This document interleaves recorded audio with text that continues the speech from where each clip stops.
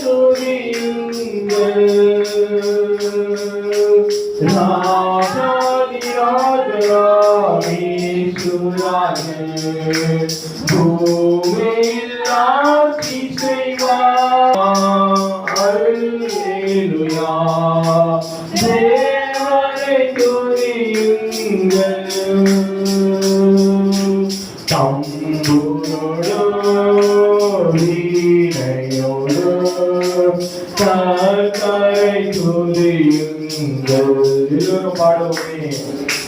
இரத்தத்தினால் பாவங்களை போக்கிய துதியுங்கள். தம்புரோடு வீணையோடு கர்த்தரை துதியுங்கள். இரத்தத்தினால்